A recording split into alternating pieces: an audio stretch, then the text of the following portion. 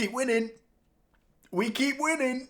What is going on? This season, for me, is an unusual season. A very unusual season. I feel like there's a sense of confusion amongst the Manchester City fan base because we're not quite used to this style of play. We're not used to results happening like this following the performances, because what we're used to is possession-based football, dominating football matches, by far the better side on the eye, and we drop points in those games where we play very well, albeit over the course of the last decade of Pep Guardiola. It's resulted in ample trophies and silverware galore for Manchester City, but this season is the most unorthodox, experimental season we've ever seen under Pep Guardiola. Yet here we are picking up results, and that's all that matters. Really, that's all that matters, because no one cares at the end of the season if you're picking up silverware that you conceded 4 goals against Fulham. Everyone clinged on to that. The rival fans in particular clinged on to that. Well, if you're shipping 4 goals at Fulham, then you're not going to last long. It keeps happening, though. There is still a long way to go. Things could take a turn for the worse, but I'm just feeling like, hang on a minute, we just keep winning. We've just gone away to the Bernabeu. Real Madrid, it's their baby. The Champions League is their baby. And we just beat them. You know, a Real Madrid side that I don't think have been playing very well lately, but if you actually go and look at the Spanish media, a lot of them are saying they actually played all right compared to recent weeks. It was an improvement on recent performance, yet they still lost. They still lost to Manchester City. We're winning football matches. It's not possession-based. I mean, look at the numbers. Again, once again, conceding possession to Real Madrid. They don't like having the ball against us. They don't. They've always been happy to concede possession and just hit us on direct transitional attacks. But Manchester City just sort of turned the tables a little bit and resulted the game with a 2.6 XG. We outperformed them massively in the XG department. Clinical as well, because we're hitting the back of the net on 2 occasions and at least testing Courtois 8 times compared to their 1 shot on target at 16. Real Madrid's story and Xavi Alonso is a completely separate story, but sticking with Manchester City, they're conceding goals to Leeds, conceding goals to Fulham, and then backing it up with a clean sheet. It's almost like we're just doing exactly what we want when we want at the minute. We're Man City, we'll do what we want. It's starting to feel like that, but you have to, take it with a pinch of salt. Just bear in mind that there is a long way to go. There's been elements of luck being ridden by Manchester City. I do think that. But I also think we've had a tough spell as well where things have gone against us. The referee yesterday was an absolute joke. A joke yesterday. He was very much like some contentious decisions in there. And I felt like overall, I think City did deserve the win. Again, sloppy start from Manchester City. We aren't able to maintain our quality throughout the entire 90 minutes. I think the best case of that has been like Bournemouth, Liverpool and Sunderland last week. Other than that, most of the games this season has been like, wow, for 45 minutes, hitting the heights of unbelievable football, the heights that no one is hitting in the Premier League. No one has played as well as Manchester City has this season in peaks of our moments within games. Within that same 90 minutes, though, we dip way below the standards we should. So there are still concerns in there, but the fact that we are able to just drag out these wins is so exciting to be a Manchester City fan now, because it's new, it's on the eye as well. I find it so much more entertaining than the possession-based football, but I was never going to cry about possession-based football because we were winning trophies as a result. But if we win trophies this way, this is a big fingers up to the rest of the world from Pep Guardiola. 1, showing that he can adapt, and 2, that he's got a whole other string to his bow here, that he can just play a completely different style of football and still win football matches. It's great to see. It's great to see. Keep it going, though, because Palace at the weekend is, that game for me. That's a massive, massive game. If we can beat Palace at the weekend, then we are in big business here. Serious business, because that's not going to be easy. Massive. Massive game. But let's have a look at the players yesterday. Donnarumma, very little to do actually. Two key actions that spring to mind from Donnarumma, positive actions, was when that ball was whipped across for Rodrigo. It looked like Vinicius Jr. was going to get on the end of it, but in the end, Donnarumma just came out, closed that gap on Vinicius Jr., forcing Vinicius Jr. into a first-time attempted chip, which is a very difficult manoeuvre, and, scared him into putting it wide, in all honesty. The second one was that ball down the line for Jeremy Doku. What a pass that was. Edison-esque that was. A nearly assist. Doku went away and forced Courtois into a save. This close to a Donnarumma assist. Can you imagine? If Donnarumma starts picking up assists? That would be hilarious. Having said that, two questions in the negative column for Donnarumma. One, should he have saved Rodrigo's effort? I've seen him save those, but I also think, that's because of his standards, because he's so good in those departments that maybe we're asking a little bit too much from an average goalkeeper. But Donnarumma, we've seen him make those saves before. That's a bit harsh for me. What isn't harsh, though, is coming out for that corner and flapping. We've seen that a few too many times in recent weeks, where his ability to come out and clear it effectively. Fulham was always slapping them to the edge of the area. Enough to get it out of the box at least, but still came back dangerously. This time, though, ball coming in, completely missing it. We can't do that. We cannot be doing that in the goalkeeping department. And then Vinicius Jr. with a volley over the bar, empty net. Very difficult technique to actually get it first time into the back of the net, but still, Donnarumma shouldn't be flapping at that. 6.5 for this game for Donnarumma. Diaz, rock solid once again. I mean, I was critical. It feels like a long time ago when I was being very critical at the start of this season for Ruben Diaz. But what a turnaround! What a turnaround this has been for Ruben Diaz. Deserves so much respect. I mean, most of Real Madrid's attacks did come down the sides, but anything that did come in crosses, he's just gobbling it up. Is it me, or has he just gone up a level? Aerial duel winning ability in particular, as you can see with those numbers, he's so strong in the air now. He's enjoying his defending once again. These crosses are coming in and he's just give it me. He wants it. It's like Haaland at the other end. It's almost magnetic. It draws to him. He's everything is cleared with Ruben Diaz. Really, really good. 7 out of 10 in this game for Ruben Diaz. Vardiol. I've seen a lot of praise for him. I felt like he had a really sloppy first opening half an hour. I was nailing him in the watch-along, man. I thought he was really, really sloppy.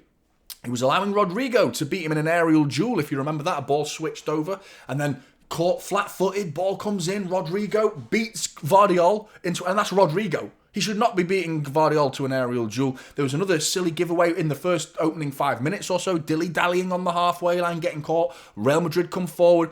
There has been sloppiness in Vardiol's game that has crept into it. It's crept into his game. There was a Sunderland pass in the opening half an hour of that game where he gives it away and Sunderland come bearing down that right-hand side. It amounted to nothing. Real Madrid yesterday, it amounted to nothing. He's not getting punished for these mistakes, but they're there. They're in his game. Having said that, after that half an hour, after the equaliser, which he had a massive part to play, leapt unbelievably well.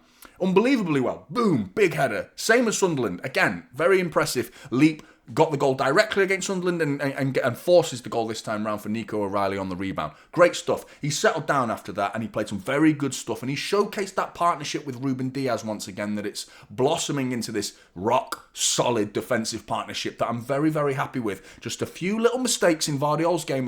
We've seen them in recent weeks and they've not been punished, thankfully. Needs to cut that out, but he's still recovered very well and deserves his 7. Nunes. Certain City fans, for me, must be embarrassed. They must be feeling a bit embarrassing after what they said about him last season. He got brutal assessments from certain Manchester City fans last season. This season, he's just making them eat their words. He has been immense this season. Absolutely immense. From Matheus Nunes. I don't remember Vinicius Jr. doing anything that was a direct cause of Matheus Nunes or beating Matheus Nunes. I felt like he dealt with him incredibly well. And there was one moment that stood out to me, and it's very basic, very simplistic, where it's just a ball over the top and he's got to chase back, last man situation. What are you going to do? What are you going to do, Nunes? Are you going to try and control it and beat your man? No, I'm just going to clear it for a throw into Real Madrid and let the defence get back and reset. Good. Great stuff. Decision making is key to defending. Knowing when to just clear your lines and knowing when the pass might be on, or maybe you can play out and control that ball and bring it forward and turn defence into attack. Timing is so key, and he's getting it right almost every week. There was one pass in the second half where he played it infield into a minefield, a cluster of Real Madrid and Manchester City players, where it was just like, who are you even trying to find there? Other than that, near impeccable from Matheus Nunes. Absolutely fantastic stuff. So good. Rapid improvements to his overall understanding of the position. Immense. Really good stuff. 8 out of 10 for Matheus Nunes. O'Reilly, this guy, man. This guy, what a baller.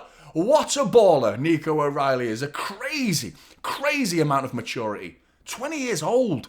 He's 20 years old going to the Bernabeu and scoring. Not just scoring, playing incredibly well.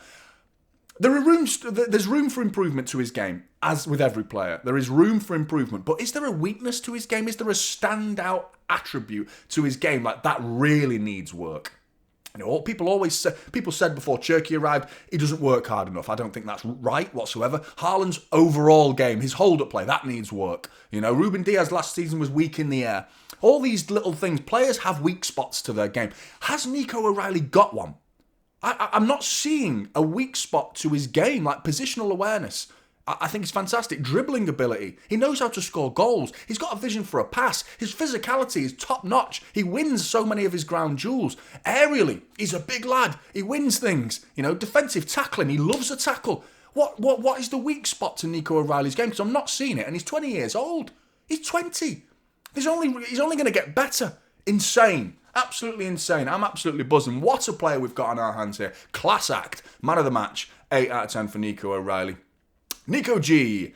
I felt like he was left isolated for a big portion of this game, and I still felt like he was able to break up the play, albeit Bernardo Silva was, not quite as, tethered to Nico Gonzalez as he has been in recent weeks. He went off AWOL a little bit, Bernardo Silva more to just be that pest in the Real Madrid midfield, leaving Nico G isolated. But he was fine for me. I felt like he did really good. The numbers suggest that. Just another top draw enforcer's performance from Nico Gonzalez, breaking up the play. Great ball retention as well, as you can see with his passing percentage. Really, really good. Simplistic and effective from Nico G. 7 out of 10 in this game. Foden, not his greatest performance, in all honesty. Non-existent numbers reflect that as well. He's been class lately though, so I mean, hopefully this was just a little bit of burnout. He's been playing very well, playing lots of football lately, playing very good football lately in particular. You wouldn't be surprised if he got bags a goal, maybe 2 against Crystal Palace.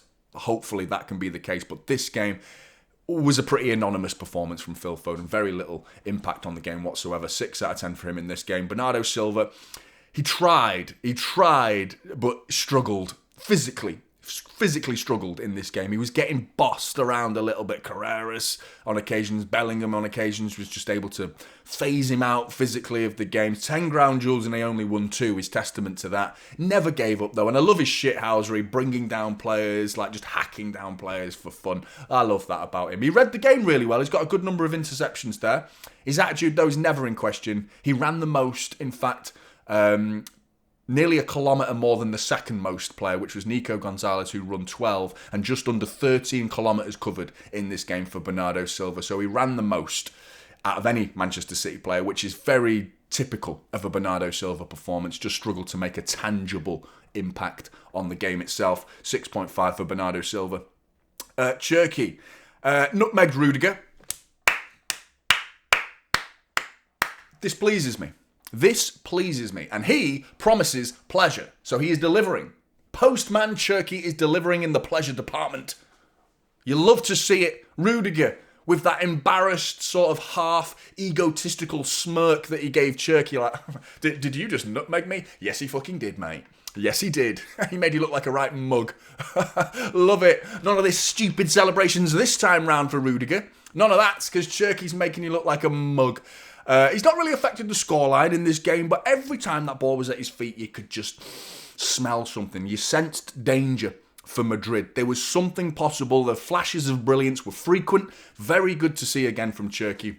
So composed as well. He's unbothered by the occasion. He's got that Mahrez-esque chill vibe, that ability to just like, oh, am I at the Bernabeu? Playing against Real Madrid? Oh, I didn't notice. I thought I was a 12-year-old on the playground playing football again. That ability to just be like not bothered about anything. He's just enjoying playing football and he's delivering, man. Really, really good. Came off in the 71st minute. Hope that means that he starts against Crystal Palace as well. Of course, really, really good stuff from Cherki. But yeah, no tangible impact, but still very, very good. 7 out of 10 for Cherki for me.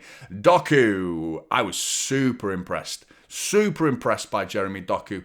He looked knackered in that second half. He looked so tight, but he did not give up. The best aspect for Jeremy Doku in this game is decision making, and that's been the best aspect arguably that we've seen throughout the season, where he's got this newfound understanding of when to take his man on and when to just play it safe. Not everything has to be 100 mile an hour. Sometimes you can just slow the game down and play it simply. His ability to pick those moments and win free kicks. He was winning a few free kicks in that second half when it was like, we just need to slow the game out, take this thing out of it, get it into Doku, and he'll just like dangle that leg around, do a bit of shimmy, shimmy, yah, shimmy, yam, shimmy, yay, onto his right foot, teases the opposition defenders, and they bite every time. They clip him, bring him down, free kick, takes the sting out of the game. It's fantastic.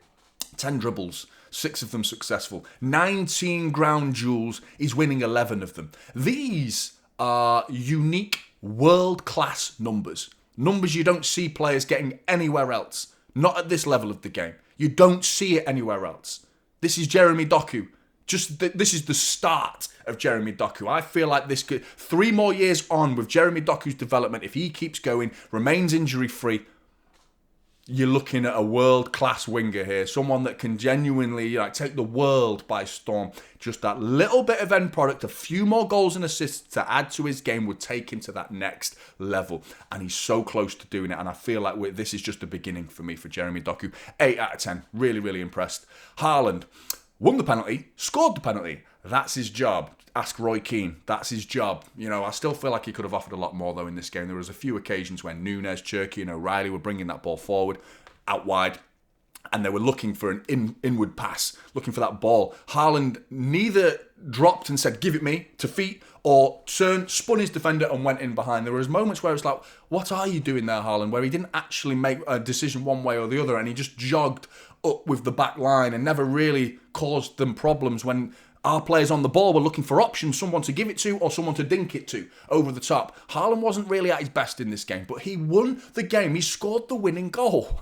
He won the penalty, scored the penalty. I mean, this is just Haaland. Again, like Doku, this is a unique player with unique world-class numbers that is just, not his greatest performance, but I mean, he's won us the game. Scored the winner again. I can't give him more than a 6.5 because his overall game didn't deserve it for me. I just don't think he played that well, but I do think he's won us the game once again. So, it's great. It's great being a City fan. Reinders, Marmoush, Ake and Savinho, they all came on. I thought Marmoush looks very lively. Reinders, not much went on for him during that game. Ake actually came on with the final few minutes of the game. But I did want to mention Savinho because I think he's taken a lot of stick lately. I thought he did very well, actually. I thought he did very well. There's a couple of moments you can critique him on. I thought he came forward down that right wing and played a pass. I think looking for Marmoush, gets it, way overhits it. And the other moment right at the end of the game where he had a decision, fork in the road. Do I go left, try and score a goal against Courtois, or do I go right to the corner flag and just hold the game up and see the game out and win the game? Chose poorly, and that's Savinho in a nutshell. He chooses poorly. Doku's not doing that on the other side of the pitch, which is why he's starting and why he's getting praise. Savinho needs to up his game and get to that level. But there were still moments in the game where Savinho was winning the ball back, or at least receiving the ball deep in our own final third, and just carrying that ball forward and getting us out of danger and giving us breathing opportunities. And his ability to beat the press and beat it well, beat a couple of men and go down that wing was very, very effective. He whipped one across the face of goal that was just begging for a tap-in. No one was there. There was some good play, good aspects to Savinho's little cameo here. So while we've all been very critical of him, let's put some praise on his name when he actually does something good. Because I think he did do something good in this game. Very good, actually. Just still that little glimpses of that needs to improve and that needs to improve. But overall, I think it was a worthwhile cameo from Savinho and an improvement on what we've seen lately. So let's, give him a bit of praise. Overall, though, the team, the club right now deserves praise. Pep deserves praise because we're winning football matches. That's the key. That's the be-all and end-all. We're winning football matches. We are in a title race and we're well within our capabilities of winning this Champions League as well. Whether we can do one or the other or just one would be nice. I would be buzzing just one.